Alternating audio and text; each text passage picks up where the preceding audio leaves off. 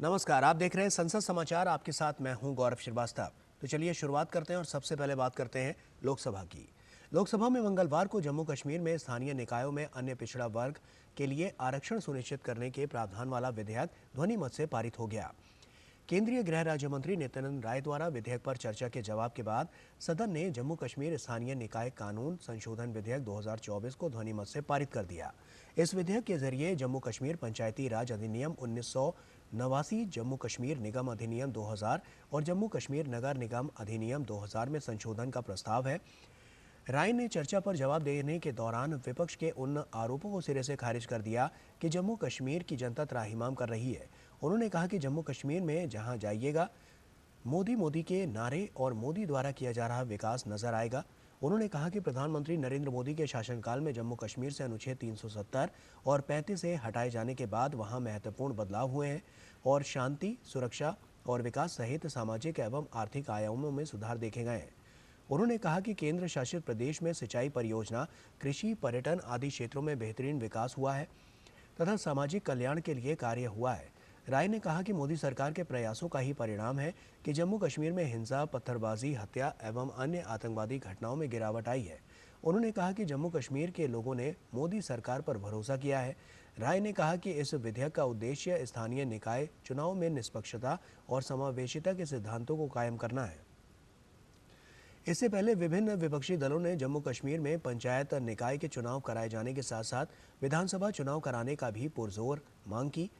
इससे पहले विधेयक पर चर्चा की शुरुआत करते हुए कांग्रेस के जसबीर सिंह गिल ने कहा कि इस विधेयक में कई खामियां हैं। गिल के अनुसार वित्तीय स्वतंत्रता इस व्यवस्था को चलाने के लिए जरूरी होती है। नौकरशाही का हस्तक्षेप भी इस व्यवस्था को कमजोर करता है। उन्होंने कहा कि पंचायती राज व्यवस्था राजनीतिक हस्तक्षेप से भी मुक्त होनी चाहिए। गिल ने कहा कि अल्पसंख्यकों के लिए भी प्रावधान करना चाहिए क्योंकि जम्मू कश्मीर में सिख आबादी भी है। भाजपा सांसद जुगल किशोर शर्मा ने कहा कि प्रधानमंत्री नरेंद्र मोदी के नेतृत्व वाली सरकार में ओबीसी लोगों को इंसाफ मिल रहा है। उन्होंने आरोप लगाया कि पहले की सरकारों के समय स्थानीय राजनीतिक दलों और कांग्रेस ने वोट बैंक की राजनीति की, लेकिन ओबीसी समुदाय के कल्याण के लिए कुछ नहीं किया। शर्मा ने कहा कि इस विधेयक में महिलाओं के लिए आरक्षण का भी प्रावधान किया गया है। वाईएसआर कांग्रेस पार्टी की चिंता अनुराधा ने विधेयक का समर्थन करते हुए कहा कि उनकी पार्टी जम्मू कश्मीर के देश के साथ पूरी तरह एकीकरण का समर्थन करती है। उन्होंने सरकार से आग्रह किया है कि लोकसभा और विधानसभाओं में भी ओबीसी को आरक्षण की व्यवस्था की जाए। अनुराधा ने कहा कि ओबीसी वर्ग के लिए अलग मंत्रालय का गठन किया जाना चाहिए ताकि इस वर्ग के लिए और बेहतर ढंग से काम हो सके।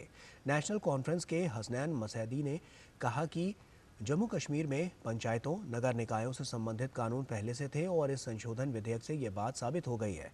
उन्होंने आरोप लगाया कि अनुच्छेद 370 हटाने के नाम पर लोगों को गुमराह किया जा रहा है।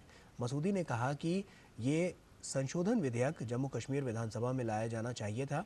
तृणमूल कांग्रेस के सौगत रॉय ने कहा कि चंडीगढ़ के महापौर के चुनाव को लेकर उच्चतम न्यायालय ने जो टिप्पणी की उस पर सत्ता पक्ष को शर्म आनी चाहिए।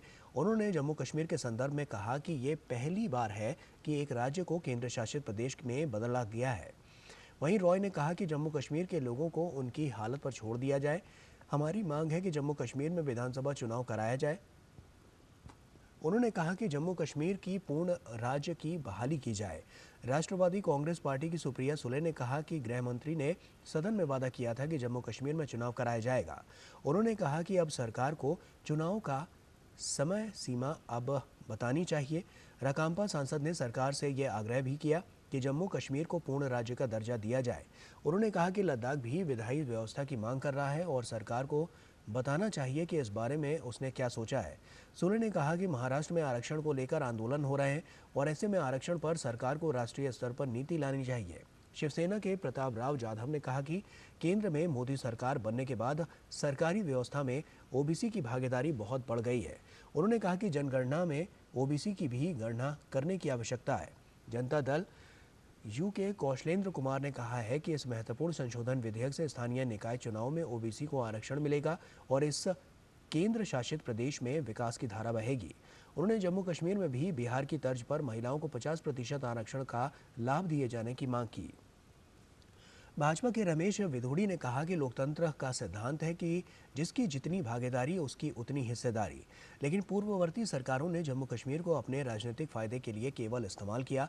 उन्होंने कहा कि अगस्त 2019 में जम्मू कश्मीर को विशेष प्रावधान वाले अनुच्छेद 370 के निरस्त किए जाने के बाद से 58 परियोजनाएं लागू हुई। उन्होंने कहा कि विश्व का सबसे ऊंचा रेल पुल और एशिया का सबसे लंबी रेल सुरंग जम्मू कश्मीर में ही बनाए गए। द्रमुक के वी कलानिधि ने भारत में अब भी छुआछूत जारी रहने का उल्लेख करते हुए इसे लेकर चिंता जताई। उन्होंने सरकार से पूछा कि क्या जातिगत जनगणना केंद्र के एजेंडे में है। निर्दलीय नवनीत राणा ने कहा है कि अनुच्छेद 370 हटने के बाद जम्मू कश्मीर में तेजी से विकास हुआ है और वहां की जनता मोदी सरकार को दिल से दुआ दे रही है। रेवोल्यूशनरी सोशलिस्ट पार्टी के NK प्रेमचंद्रन ने जम्मू कश्मीर में तत्काल विधानसभा चुनाव कराने की आवश्यकता जताई। कांग्रेस के वी वैथिलिंगम और अधीर रंजन चौधरी ने भी चर्चा में हिस्सा लिया। चौधरी ने कहा कि जम्मू कश्मीर में 2014 से चुनाव नहीं हुए हैं, ऐसे में सरकार को यथाशीघ्र चुनाव कराना चाहिए। उन्होंने पूरे देश में जातिगत जनगणना कराने की कांग्रेस, खासकर राहुल गांधी की मांग स्वीकार करने की सरकार से मांग की। चौधरी ने कहा कि इस केंद्र शासित प्रदेश का राज्य का दर्जा बहाल किया जाना चाहिए क्योंकि वहां के लोग अपने भविष्य को लेकर चिंतित हैं। सरकार ने मंगलवार को लोकसभा में लोक परीक्षा अनुचित साधनों का निवारण विधेयक 2024 को चर्चा और पारित कराने के लिए रखा। केंद्रीय कार्मिक राज्य मंत्री जितेंद्र सिंह ने विधेयक पेश करते हुए कहा कि विगत 10 वर्ष में प्रधानमंत्री नरेंद्र मोदी की सरकार ने विशेषकर सरकारी नौकरियों में नियुक्ति को लेकर या उच्च शिक्षा संस्थानों में चयन को लेकर युवा केंद्रित जितने भी प्रावधान लाए हैं, उन सभी का उद्देश्य पारदर्शिता लाना और उन्हें समान अवसर प्रदान करना है। सिंह ने कहा कि प्रधानमंत्री मोदी ने इसी बात को ध्यान में रखते हुए प्रमाण पत्रों को राजपत्रित अधिकारी से सत्यापित कराने और कुछ सरकारी नौकरियों के लिए साक्षात्कार समाप्त करने जैसे निर्णय लागू किए। उन्होंने कहा कि पिछले कुछ वर्षों में पश्चिम बंगाल, राजस्थान और अन्य राज्यों में विभिन्न प्रतियोगी परीक्षाओं में प्रश्न पत्र लीक, किसी और द्वारा परीक्षा देने तथा अन्य गड़बड़ियां सामने आई हैं। उन्होंने कहा कि संगठित अपराध करने वाले लोग इस तरह की गतिविधियों को अंजाम देते हैं जिसका परिणाम योग्य बच्चों को भुगतना पड़ता है। सिंह ने कहा कि भावी पीढ़ियों को नुकसान पहुंचाने वाले इस तरह के अपराधियों के लिए सजा के प्रावधान करना जरूरी लग रहा था और इसी सिलसिले में ये विधेयक सरकार लाई है जो कानून बनाने पर देश के भविष्य को सुरक्षित करेगा और परिश्रम, योग्यता और प्रतिभा वाले अभ्यर्थियों को नुकसान नहीं उठाना पड़ेगा। विधेयक पर चर्चा में भाग लेते हुए कांग्रेस के सुरेश ने कहा है कि ये विधेयक लाखों युवाओं के लिए मददगार साबित होगा। उन्होंने सरकार से मांग की है कि गड़बड़ियों के मामले में परीक्षा निरस्त होने के 3 महीने के अंदर पुनः परीक्षा कराई जानी चाहिए। उन्होंने केरल लोक सेवा आयोग के कथित रूप से प्रश्न पत्र लीक होने के मामलों का भी जिक्र किया। सुरेश ने कहा कि इस विधेयक के माध्यम से अनुचित जाति और अनुसूचित जनजाति समेत कमजोर वर्गों के बच्चों को संरक्षण प्रदान किया जाना चाहिए। भाजपा के सत्यपाल सिंह ने दावा किया है कि पूर्ववर्ती संप्रंग सरकार के समय हजारों बीएड और अन्य प्रशिक्षण संस्थान केवल कागजों या एक कमरे में चलते थे। ऐसे संस्थानों की मान्यता समाप्त की जानी चाहिए।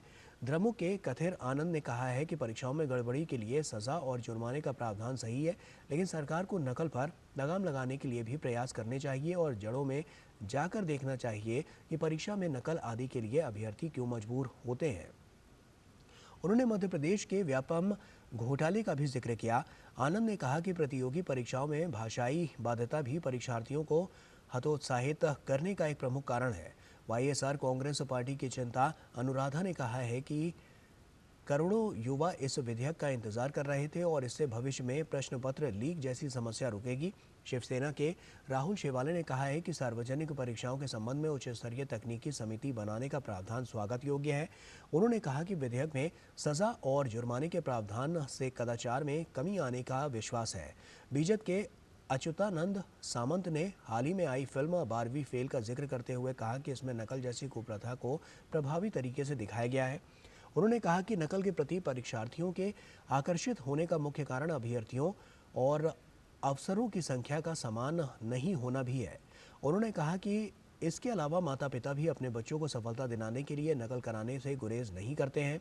बहुजन समाज पार्टी के मलूक नागर ने कहा है कि सरकार द्वारा लाया गया ये संशोधन अच्छा है, लेकिन पिछले 10 से 15 साल में प्रतियोगी परीक्षाओं में गड़बड़ियों के कारण जो अयोग्य लोग सरकारी पदों पर पहुंच गए हैं, उनके लिए सरकार क्या कर रही है। उन्होंने कहा कि एक समिति बनाई जानी चाहिए जो समय समय पर अधिकारियों की अचानक जांच करे और उनके आचरण को देखकर उन पर लगाम लगाई जाए। उक्त विधेयक में परीक्षाओं में अनियमितताओं से संबंधित अपराध के लिए 3 साल से 10 साल तक की जेल और 1 करोड़ रुपए तक के जुर्माने का प्रावधान है। केंद्रीय मंत्रिमंडल ने हाल में इस विधेयक को मंजूरी दी थी। विधेयक में एक उच्च स्तरीय तकनीकी समिति के गठन का भी प्रस्ताव है जो कंप्यूटर के माध्यम से परीक्षा प्रक्रिया को और अधिक सुरक्षित बनाने के लिए सिफारिशें करेगी। ये एक केंद्रीय कानून होगा और इसके दायरे में संयुक्त प्रवेश परीक्षाएं और केंद्रीय विश्वविद्यालयों में दाखिले के लिए होने वाली परीक्षाएं भी आएंगी। इससे पहले बजट सत्र की शुरुआत पर गत 31 जनवरी को संसद के दोनों सदनों की संयुक्त बैठक को संबोधित करते हुए राष्ट्रपति द्रौपदी मुर्मू ने कहा कि सरकार परीक्षाओं में होने वाली गड़बड़ी को लेकर युवाओं की चिंताओं से अवगत है। उन्होंने कहा कि इस दिशा में कड़ाई लाने के लिए नया कानून बनाने का निर्णय लिया गया है। राष्ट्रवादी कांग्रेस पार्टी की सुप्रिया सुले ने सरकार से ये स्पष्ट करने को कहा कि आपराधिक मामलों के लिए जब पहले से तंत्र है तो नए मसौदा कानून से क्या फर्क पड़ेगा। उन्होंने कहा कि अत्याधुनिक प्रौद्योगिकी का जहां लाभ हुआ है तो उसका नुकसान भी हुआ है। ऐसे में परीक्षाओं में तकनीक का दुरुपयोग रोकने के लिए सरकार क्या उपाय करेगी। सुले ने समग्र दृष्टिकोण अपनाने की सलाह देते हुए सरकार से कुछ एक लोगों की गलतियों या अपराध के लिए हर आदमी को दोषी के नजरिए से देखने की प्रवृत्ति पर आपत्ति भी जताई। जनता दल यू के चंद्रशेखर प्रसाद ने प्रतियोगी परीक्षाओं में असफल रहने पर अभ्यर्थियों द्वारा आत्महत्या करने की घटनाओं में वृद्धि का उल्लेख करते हुए कहा कि इस दिशा में सरकार को सोचना चाहिए। उन्होंने इस विधेयक का समर्थन करते हुए कहा कि सरकार ने बहुत ही अच्छा कदम उठाया है, लेकिन इसके बारे में लोगों में प्रचार प्रसार किया जाना जरूरी है। उन्होंने कहा कि कानून का प्रभावी अनुपालन जनमानस में प्रचार प्रसार के साथ ही संभव हो सकेगा। कांग्रेस के के विष्णु प्रसाद ने कदाचार या पेपर लीक के कारण रद्द होने वाली परीक्षाओं को फिर से 3 माह के भीतर आयोजित करने के प्रावधान को सरकार से इसका अनुरोध किया है। और उन्होंने कहा है कि केंद्रीय मंत्री शिक्षा में समान अवसर की बात करते हैं, लेकिन क्या सरकारी और निजी विद्यालयों में यह अंतर पाटा जा सकता है। भाजपा के प्रताप चंद्र सारंगी ने कहा है कि इस मामले में कठोर कानून की आवश्यकता समय की मांग थी, क्योंकि अपराध के समानुपातिक दंड की व्यवस्था तो की ही जानी चाहिए। तृणमूल कांग्रेस के कल्याण बनर्जी ने कहा है कि मौजूदा विधेयक के लगभग प्रावधान भारतीय दंड संहिता और भारतीय न्याय संहिता, जो कि अभी लागू नहीं है, में मौजूद है और फिर नए कानून की आवश्यकता समझ से परे है। बनर्जी ने कहा कि देश में कानूनों की कमी नहीं है, बल्कि अनुपालन एजेंसियों की इच्छा शक्ति में कमी है। उन्होंने कहा कि कदाचार के मामले में शामिल 1-2 लोगों के कारण सभी अभ्यर्थियों को बेईमान नहीं कहा जा सकता। चर्चा में IUML के ET मोहम्मद बशीर और नेशनल कॉन्फ्रेंस के हसनैन मसूदी ने भी हिस्सा लिया। मसूदी ने सरकार की इस पहल को समय से उठाया गया सही कदम करार दिया। उन्होंने भी पुनर्परीक्षा के लिए एक निश्चित अवधि निर्धारित करने की सलाह दी। तो ये तो बात रही लोकसभा की, और राज्यसभा की कार्रवाई आज में उसमें क्या कुछ खास रहा, चलिए वो आपको बताते हैं। तो राज्यसभा में मंगलवार को संविधान अनुसूचित जनजातियां आदेश संशोधन विधेयक 2024 और संविधान अनुचित जाति एवं जनजातियां आदेश संशोधन विधेयक 2024 पर एक साथ चर्चा के बाद ध्वनिमत से इसे पारित कर दिया। दोनों विधेयकों में आंध्र प्रदेश के 3 और ओडिशा के कुछ समुदायों को जनजातीय समूह में शामिल करने का प्रावधान है। विधेयकों पर हुई चर्चा का जवाब देते हुए जनजातीय मामलों के मंत्री अर्जुन मुंडा ने कहा कि आज़ादी के इतने लंबे कालखंड के बाद भी कई ऐसे जनजातीय समूह रह गए हैं जिन्हें जनजातीय तो कहा जाता रहा, लेकिन उन्हें कभी इस सूची में शामिल नहीं किया गया। उन्होंने कहा कि उनके साथ हुए अन्याय को प्रधानमंत्री नरेंद्र मोदी के नेतृत्व में केंद्र सरकार ने खत्म कर दिया। मुंडा ने कहा कि इसका विश्लेषण किया जाना चाहिए कि ऐसे विधेयक आज़ादी के इतने साल बाद क्यों सदन में लाए जाने की ज़रूरत पड़ी। उन्होंने कहा कि और भी कई ऐसे समूह हैं जिन्हें ऐसी सूचियों में शामिल करने की ज़रूरत है। उन्होंने कहा कि इस संदर्भ में राज्यों से सिफारिश मिलने और आवश्यक कार्रवाई पूरा होने के बाद कदम उठाया जाएगा। इससे पहले विधेयक पर चर्चा के दौरान विभिन्न दलों के सदस्यों ने देश में अनुसूचित जाति एवं जनजाति वर्ग के लोगों को शिक्षा सहित विभिन्न आधारभूत सुविधाएं प्रदान करने के लिए कदम उठाए जाने की आवश्यकता पर बल दिया है। वहीं कांग्रेस ने जातिगत जनगणना की मांग उठाई है ताकि विभिन्न जातियों से की सही संख्या पता लगने पर उनके कल्याण के लिए समुचित कदम उठाए जा सकें। भाजपा सदस्यों ने चर्चा में भाग लेते हुए आरोप लगाया कि ओडिशा सहित कई राज्यों में कांग्रेस के कई दशकों तक सत्ता में रहने के बावजूद विभिन्न जनजातियों के लोगों को संविधान में प्रदत्त आरक्षण का अधिकार लंबे समय तक नहीं दिया गया। उन्होंने कहा कि अब इस काम को केंद्र की नरेंद्र मोदी सरकार कर रही है। उच्च सदन में संविधान अनुसूचित जनजातियां आदेश संशोधन विधेयक 2024 और संविधान अनुसूचित जाति एवं जनजातियां आदेश संशोधन विधेयक 2024 पर एक साथ हुई चर्चा में हिस्सा लेते हुए कांग्रेस के एल हनुमंतैया ने कहा कि सरकार को अनुसूचित जाति एवं जनजाति की सूची की समग्रता से समीक्षा करनी चाहिए ताकि उनकी विसंगतियां दूर हो सके। उन्होंने इस बात पर हैरत जताई कि सरकार सभी जातियों की जनगणना क्यों नहीं कर रही है। उन्होंने इस बारे में सरकार से विचार करने की मांग की। उन्होंने सरकारी विभागों में अनुसूचित जाति एवं जनजाति के रिक्त पड़े पदों पर भर्ती करने को कहा और चर्चा में हस्तक्षेप करते हुए केंद्रीय शिक्षा मंत्री धर्मेंद्र प्रधान ने कहा कि इस विधेयक के संसद में पारित होने के बाद कानून के रूप में इसे लागू होगा तो ये संबंधित समुदाय के लोगों के लिए उसी तरह के उल्लास का विषय होगा जैसा देश ने अयोध्या में राम मंदिर में प्राण प्रतिष्ठा होने पर मनाया था। उन्होंने कहा कि इससे इस वर्ग पर काफ़ी सकारात्मक सामाजिक आर्थिक प्रभाव पड़ेगा। और वहीं धर्मेंद्र प्रधान ने कहा कि ओडिशा के ये समुदाय दशकों से इसकी मांग कर रहे थे। वक्त यहाँ पर एक छोटे से ब्रेक का है, जल्द लौटते हैं। भर की सुर्खियों से अलग खबरों की दुनिया और भी है। खबरें जो आपको दे नया नजरिया, खबरें जिसमें दिखे समाज की परछाई, ऐसी खबरें जो कहती हैं न्यू इंडिया की कहानी, खबरें जो है अनछुई, कुछ खट्टी कुछ मीठी, हम लाते हैं आपके लिए ढूंढकर। खबर हटकर सोमवार से शुक्रवार सिर्फ डीडी न्यूज पर।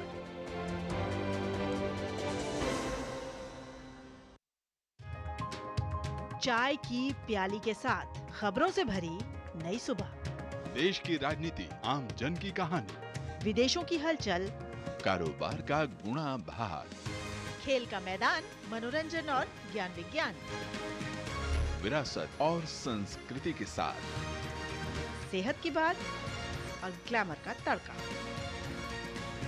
सोमवार से शुक्रवार सुबह 8 से 9 बजे, सुकून से भरा नया सवेरा। और आइए राज्यसभा की खबरों में अब आगे बढ़ते हैं। तो बीजेपी के सस्मित पात्रा ने व्यवस्था का प्रश्न उठाते हुए कहा कि कोई केंद्रीय मंत्री राज्यों के मंत्रिमंडल के निर्णय पर सवाल नहीं उठा सकता और यदि ऐसा होता है तो ये लोकतंत्र के लिए दुखद दिन होगा। इस पर सभापति जगदीप धनखड़ ने कहा कि केंद्रीय मंत्री ने तो ओडिशा सरकार को बधाई दी है। उन्होंने कहा कि केंद्रीय मंत्री उच्च सदन के सदस्य हैं और वो एक सदस्य के नाते किसी विषय पर अपने विचार रख सकते हैं। संविधान ने ये अधिकार उन्हें दिया है। उन्होंने पात्रा की आपत्ति को खारिज कर दिया। भाजपा के डॉक्टर के लक्ष्मण ने कहा कि देश के स्वतंत्रता संग्राम में आदिवासियों ने बढ़ चढ़कर हिस्सा लिया। उन्होंने कहा कि प्रधानमंत्री नरेंद्र मोदी की सरकार ने एक आदिवासी महिला को देश के शीर्ष पद पर भेजकर मुर्मू जनजाति को वो सम्मान दिया है जो उन्हें पिछले 75 साल में नहीं मिल पाया है। उन्होंने तेलंगाना में आदिवासी विश्वविद्यालय की स्थापना किए जाने के कदम की सराहना की है। द्रमुक के एम षणमुगम ने कहा है कि देश में आदिवासियों की आबादी की स्थिति काफ़ी नाजुक है। उन्होंने कहा है कि सरकार इन आदिवासियों को विभिन्न सुविधाएं प्रदान करने के मामले में तत्परता दिखाए ताकि इनका समग्र विकास हो सके।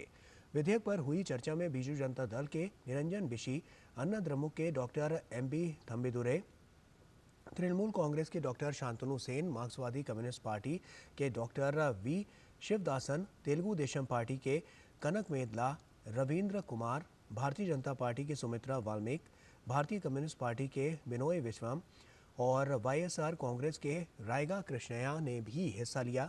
और इससे पहले उच्च सदन में शून्यकाल के तहत भाजपा के डॉक्टर अशोक वाजपेयी, केसरी देव सिंह जी झाला, एस सेल्वाग गणपति, बीजेपी की सुलता देव निरंजन बिशी, मानस रंजन मंगराज, डॉक्टर सस्मित पात्रा, अन्ना द्रमुक के एम थम्बिदुरै, कांग्रेस के दिग्विजय सिंह, राजमणि पटेल, केसी वेणुगोपाल, नीरज डांगी, भाजपा के जग्गेश, सीमा द्विवेदी, कैलाश सोनी, पवित्र मार्गरेटा और दर्शना सिंह तथा जेडीयू के अनिल प्रसाद हेगड़े ने आसन की अनुमति के बाद लोक महत्व से जुड़े अपने अपने मुद्दे उठाए। राज्यसभा ने मंगलवार को जल प्रदूषण से संबंधित छोटे अपराधों को अपराध की श्रेणी से बाहर करने, केंद्र को राज्य प्रदूषण नियंत्रण बोर्डों के अध्यक्षों की सेवा शर्तों को निर्धारित करने में सक्षम बनाने और औद्योगिक संयंत्रों की कुछ श्रेणियों को वैधानिक प्रतिबंधों से छूट देने का प्रावधान करने वाले जल संशोधन विधेयक 2024 को भी ध्वनिमत से मंजूरी दे दी। पर्यावरण, वन एवं जलवायु परिवर्तन मंत्री भूपेंद्र यादव ने विधेयक पर हुई चर्चा का जवाब में कहा कि विकास और पर्यावरण संरक्षण एक साथ चलना चाहिए।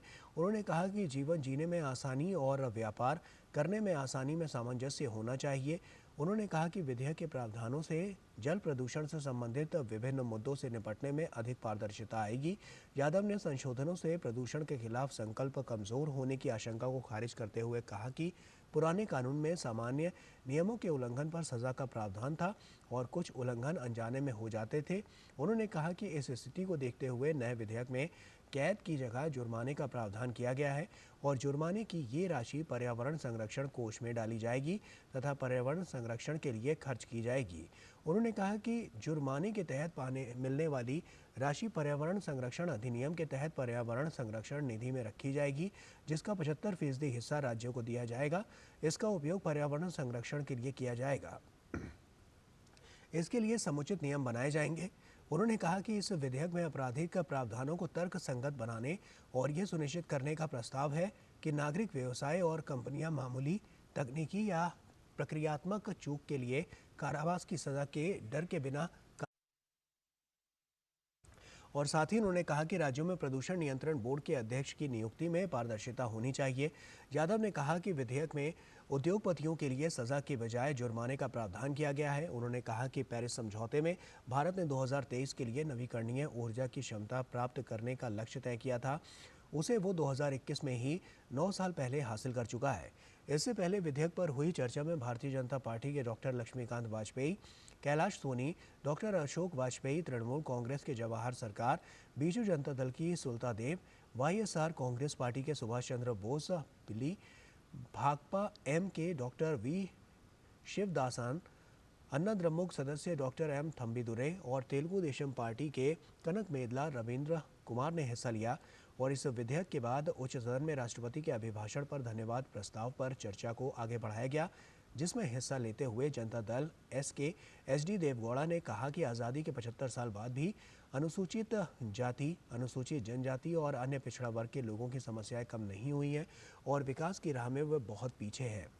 तृणमूल कांग्रेस की डोला सेन ने कहा है कि संघवाद की बात करने वाली केंद्र सरकार ने पश्चिम बंगाल का मनरेगा का बकाया अब तक नहीं दिया है। बीजू जनता दल की ममता मोहंता ने कहा है कि ओडिशा के मयूरभंज में रेल का इंतजार अब तक है और सरकार को इस ओर ध्यान देना चाहिए।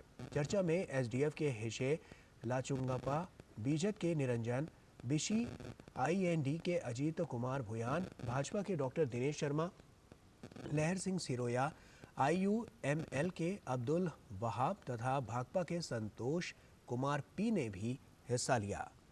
और इसी के साथ संसद समाचार में फिलहाल अभी के लिए इतना ही। हमारी पूरी टीम को दीजिए इजाजत। नमस्कार।